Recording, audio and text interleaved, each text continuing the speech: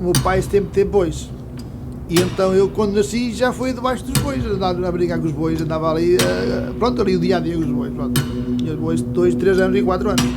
Aqueles bois, chamavam aqueles bois velhos, pronto, com jeito com o carro. E então eu andava ali à frente deles, andava em cima da grade, andava a brincar, passava debaixo deles, os bois nunca fizeram mal nenhum. As pessoas viviam lá, cultivavam as suas coisinhas, o seu milho, as suas couves, os nabos, aquelas coisas do tempo. Cada coisa tem um tempo a se criar, não é? Mas de resto, empregos também não havia. Havia um pedreiro ou outro, um carpinteiro, poucos trabalhos. Mas tudo era da agricultura, outros iriam também trabalhar fora, poucos. Eu andava na escola e então tinha uma tarefa a fazer todos os dias, quando era no tempo disso, ceifar, cortar um molho de erva ou dois para os bois, para o outro dia levarem para andarem a trabalhar.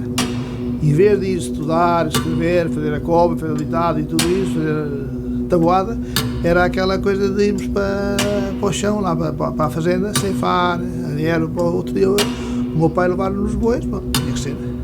Quantas vezes? Às vezes de noite ia ceifar a erva. Criavam o seu porquito, botavam, era uma coisa que dava para muito tempo, toda a gente tinha o seu porquito, debaixo da casa, ao curral, não é? Nesse tempo, e as ovelhas, os animais, claro, os animais caseiros. Porque não havia assim, era assim uma hipótese, era e é, agora já está um bocadinho mais evoluído, já cada pessoa tem os seus trabalhinhos, já é diferente. Mas antigamente não, era assim meio muito pobre. E depois, quando comecei a ter mais idade, depois antes de ir para a tropa, cheguei a andar, o meu pai andava com uma e eu andava com outra. O meu irmão andou pouco tempo, ele foi para Lisboa, fugiu de cá disto, fugiu e fez bem, foi para Lisboa. Ora, eu e o meu pai foi sempre na agricultura. Muita gente naquele tempo tinha ido para a África, foi muita gente para a África, de cada nossa aldeia foi muita gente para a África. Para a América também ainda foram, mas mais para Lisboa, era mais para Lisboa. Especialmente para a África, ia muita gente de cá. Não, já há muita gente aí que estiveram tanto em África.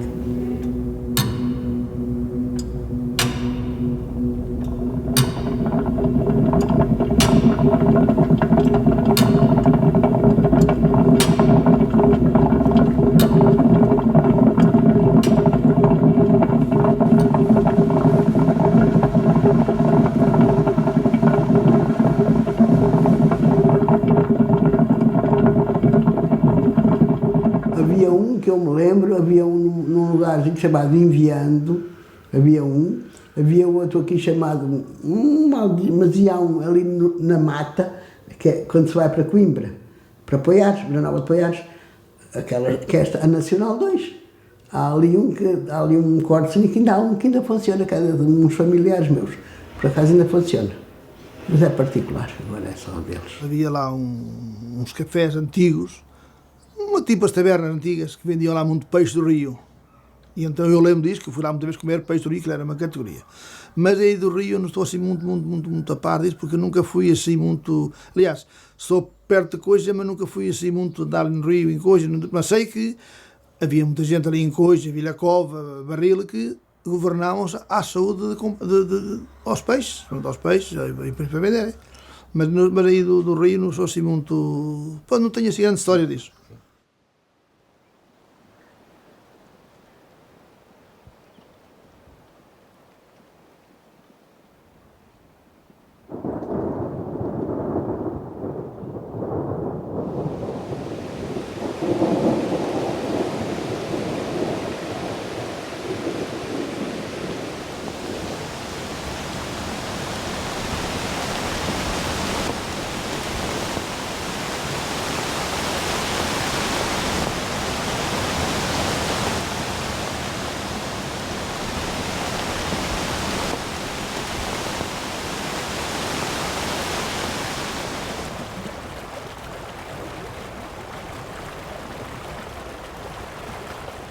Eu fiz aqui há 25 anos um conjunto de entrevistas na então freguesia de Palmial, a pessoas nascidas na freguesia e, curiosamente, muito raramente as pessoas referiram o rio. eu diria que era uma relação muito funcional e ao mesmo tempo muito distante.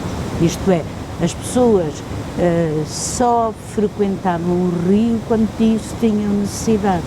Não é fácil descer de uma aldeia lá numa cota muito elevada, por caminhos muito íngremes, muito pedregosos, para até aqui carregado, com milho às costas ou à cabeça, para depois regressar com a farinha nas mesmas condições. E, portanto, era para alguns um lugar de fertilidade, uma fonte viva de recursos, era para os outros um local, um espaço de, eu diria que de sofrimento. Hoje em dia as pessoas não habitam o rio da maneira que habitavam antigamente, em que o rio era completamente importante para elas, que puxavam as águas, faziam... Hoje em dia isso já não funciona dessa maneira e, portanto... O rio não tem essa finalidade, não é? Para elas não. As pessoas vêm para o rio porque é bonito, não é? Ou porque querem nadar. Está bem, mas isso é diversão, não é? Sim, a finalidade agora querem. é essa, das praias fluviais que temos aqui, as pessoas vêm para aqui porque... E querem mergulhar. Sim, querem mergulhar, querem estar num sítio fresco, faz, com sombras e querem chapinhar e... Não é? Acho que de resto não... Não tem... Sim. Não tem ligação. Essa Não ligação perde-se. Sim, eu também acho isso. Mas ao mesmo tempo ele revolta-se, isso é uma cena sempre importante. Eu adoro que ele se revolte. Eu também adorei quando foram as cheias, eu adorei, nós saímos para a ponte ainda de pijama, porque já era muito tarde, e ver a força do rio e ver ali, aqui isto tudo alagado. É que são coisas que tu não controlas. E tu não é? Tu agora olhas para o rio e quase não tem água, não é? Mas tu vês aquela quantidade de água brutal, o barulho que aquilo fazia e não sabes quando é que vai parar, não é? E ficas com aquele medo de será que isto vai fazer estragos? Depois percebes no dia a seguir que as pessoas ficaram todas contentes com a cheia porque dizem que limpa os campos e, não é? Antigamente, e acho que ainda hoje em dia, essas cheias são boas, isto não façam estragos maiores, não é? E que não inundem casas e destruam coisas, como destruíram ali na praia fluvial. Essas cheias são bem-vindas, não é? Para limpar o fundo do rio e para... mas realmente eu adorei esse momento porque foi assim mesmo quando vimos a força do Ceira. É quando ele está vivo. Sim.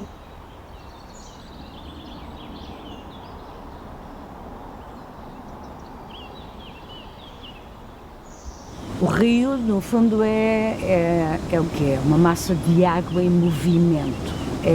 A água é fonte de vida, é bênção, é cura, é purificação, ao mesmo tempo é destruição, não é? Portanto, e na nossa cultura judaico-cristã há sempre esta dualidade, como já havia nas culturas antigas, sendo que em tempos antigos havia muito mais chuva, até há 60 ou 70 anos era uma região muito mais pluviosa do que é hoje, portanto as cheias eram frequentes e nessa altura destruição e benefício, digamos, o rio levava às terras, mas deixava sedimentos que eram ricos e que, a seguir, depois de ser limpo, vinham a contribuir outra vez para a produção, para os parques víveres de que as pessoas viviam.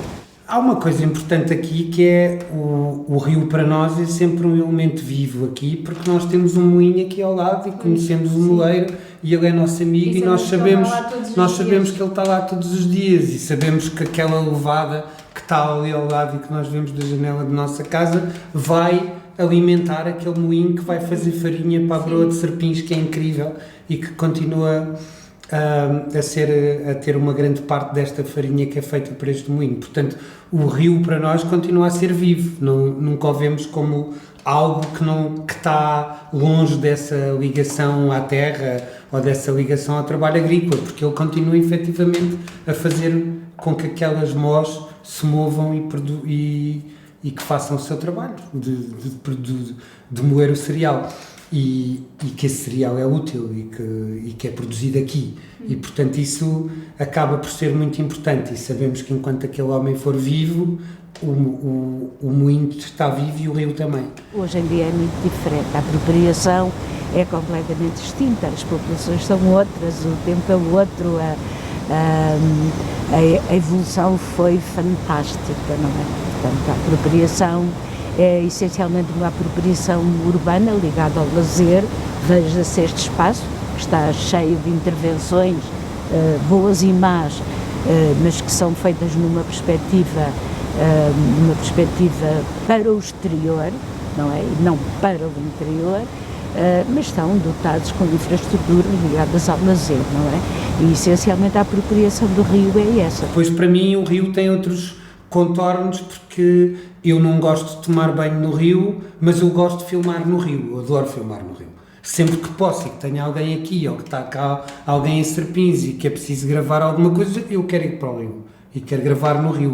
E quero meter os pés dentro d'água, e quero que ele vá para dentro d'água, e quero que cante dentro d'água, ou que toque dentro d'água, ou que...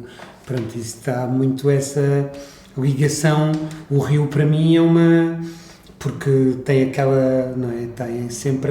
Há sempre esta questão filosófica do rio, que as águas nunca são as mesmas. E, portanto, há sempre um fluxo, há sempre uma informação que está a ser carregada, e essa informação, e tal como eu fiz esses filmes do software líquido, eu acredito muito nesta questão das células da água poderem conduzir informação, e essa informação um dia poder ser cristalizada. Eu continuo a acarinhar essa ideia de sonhos de beber um filme ou um livro dentro de um copo de vinho ou de um copo de água.